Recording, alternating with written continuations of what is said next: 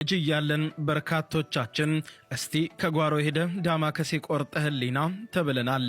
አሊያም ከጎረቤት ከትየንትና ቤት ካቶንትና ቤት ዳማከሴ ቆርጠ ዳማከሴ ጠይቀህ ይዘህና ተብለንም ተልከን እናውቃለን።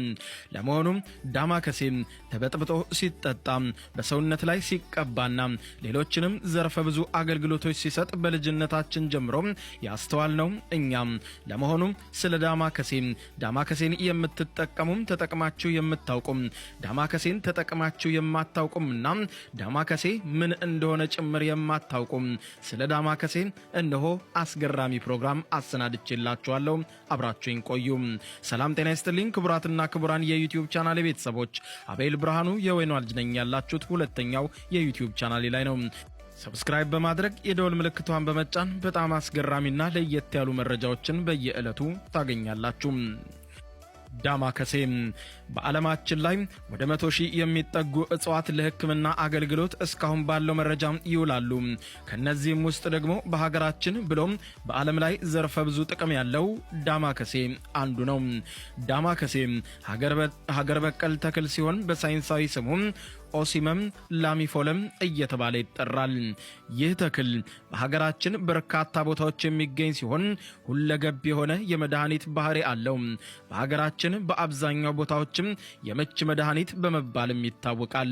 በባህላዊ ሕክምና ከተክሉ የሚገኝ ጭማቂ ለተለያዩ የአይን፣ የራስ ምታት በተለይም ትኩሳት ሲያጋጥም በባህላዊ አጠራር ምች እየተባለ ለሚጠራው ህመምም ማስታገሻነትም ይውላል።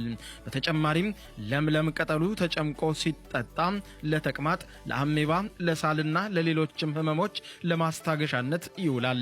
ከዚህም በተጨማሪ ዳማከሴ በሀገራችን በተለያዩ አካባቢዎች ለቆዳ፣ ለአንጀት፣ ለጨጓራ ተያያዥነት ላላቸው ህመሞች በባህላዊ መንገድ ይወሰዳል። ሳይንስ ከባህላዊው ሕክምና ባሻገርም እኔም በራሴ አጥንቼ ተመራምሬ ደርሼበታለሁ ያለውን ጉዳይ ሳይንስ በዝርዝር አስቀምጧል። ታዲያም ዳማከሴ ለነዚህ በሽታዎችን ለመከላከል ይውላል ሲል ያስቀምጣቸውን እንመልከት። አንደኛ፣ ካንሰርን ለመከላከል በፈረንጆቹ 2013 ዓ.ም የተደረገው ጥናት እንደሚያረጋግጠው ከሆነ በዳማከሴ ውስጥ የሚገኝ ንጥረ ነገር የተለያዩ ጉበት ካንሰር፣ የሳምባ ካንሰር፣ ለቆዳ ካንሰርና ለመሳሰሉት የካንሰር በሽታዎችም መድኃኒትነት ይውላል። ሁለተኛ፣ የቆዳ መሸብሸብን በማስወገድ እርጅናን ያዘገያል። 2011 ላይ በወጣው ጥናት መሰረትም ዳማከሴ ቆዳችን እንዳይሸበሸብ በማድረግ እርጅናን እንደሚከላከል ተረጋግጧል። በጥናቱ ወቅትም ሳይንቲስቶች በቆዳ ላብራቶሪ ሞዴሉ ላይ የዳማከሴ ፍሳሽን ወስደው የሞከሩ ሲሆን ውጤቱም ጥሩ እንደሆነ ተናግረዋል። በዚህም በቆዳ ቅባቶች ላይ የተወሰነ የዳማከሴ ጭማቂ መጠቀም ቆዳ እንዲለሰልስና እንዳይሸበሸብ ያደርጋል። ከዚህም በተጨማሪ ዳማከሴ 10 ጊዜ እያላበ ክፍት ጫማ ለማድረግ እስክትቸገሩ ድረስ የሚያደርጋችሁን ነገር ለአንዴና ለመጨረሻ ጊዜ እንደሚያስወግድም ተነግሮለታል። ሶስተኛ፣ ከፍተኛ የደም ስኳር መጠንን መቀነስ። በ2019 በአይጦች ላይ በተደረገ ጥናት ዳማከሴ በደም ውስጥ ያለውን የስኳር መጠን ለመቀነስ እንደሚረዳ ሳይንቲስቶች አረጋግጠናል ብለዋል።